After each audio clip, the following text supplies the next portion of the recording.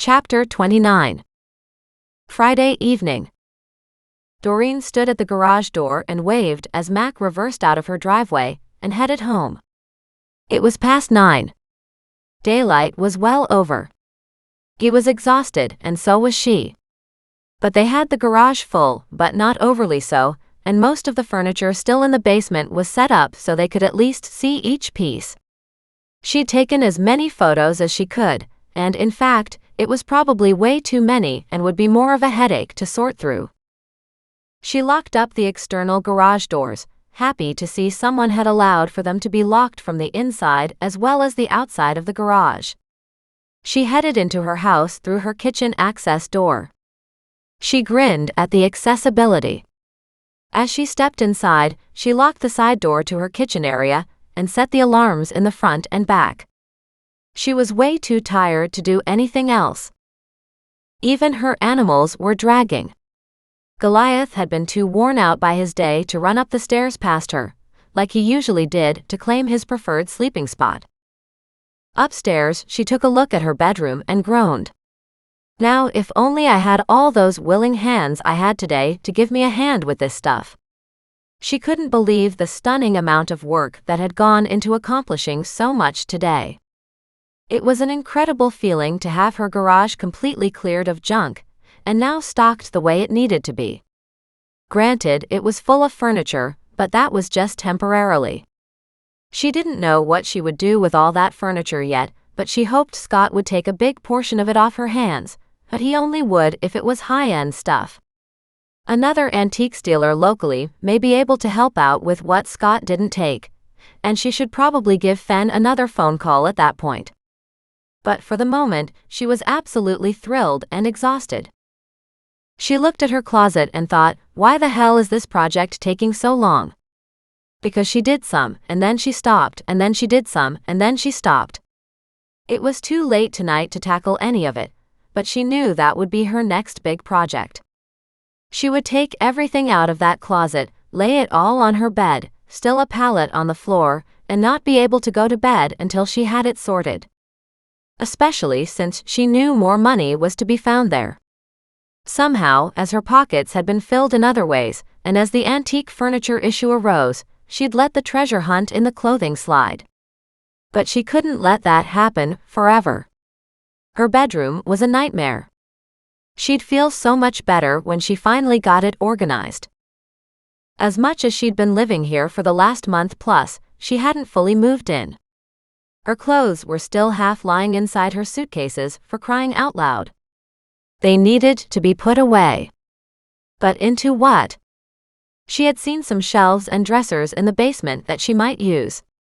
If they were in decent shape, not antiques, then she'd be more than happy to have a piece or two up here to work with. She needed something, that was for sure. Most of her clothes weren't hanging pieces, and she needed something for all the leggings and t-shirts and her underwear too. Most of that sat in boxes at the moment. With a shake of her head, she had a shower, lay down in bed, and crashed. But it was a disruptive sleep. She tossed and turned, woke up, groaned because it was just midnight, and then rolled over again. When she heard something drop downstairs, she bolted upright. Muggs, who'd been sound asleep, jumped to his feet, growled, and raced from the room.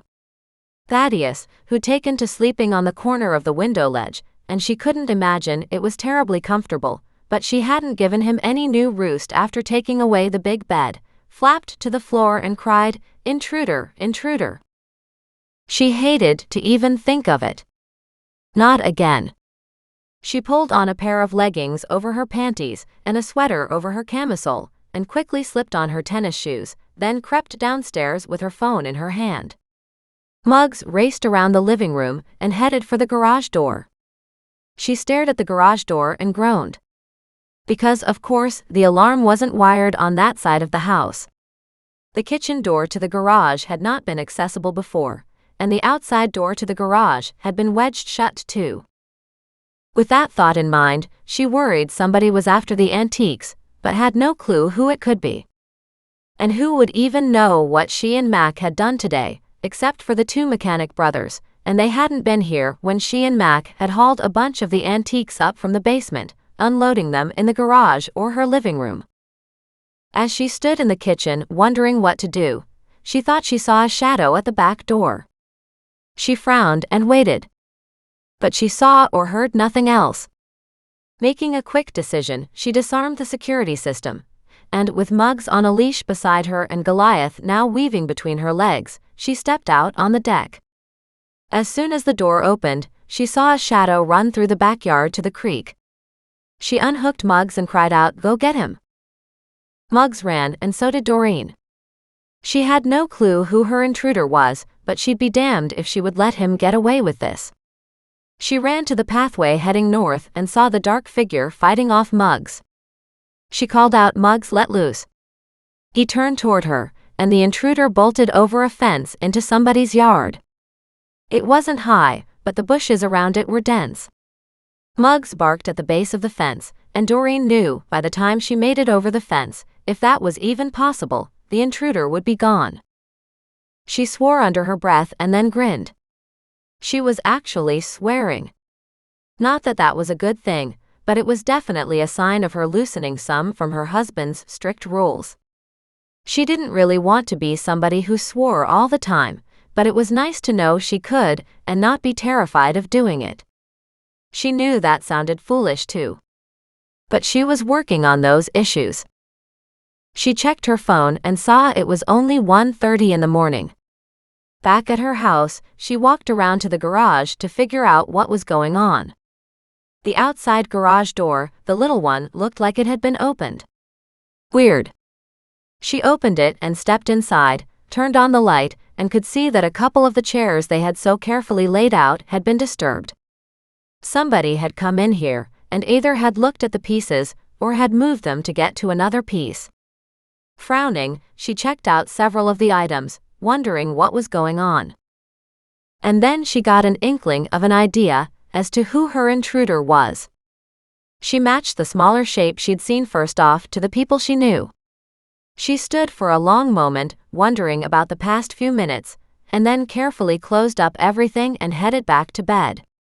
She was pretty sure her intruder wouldn't break in again.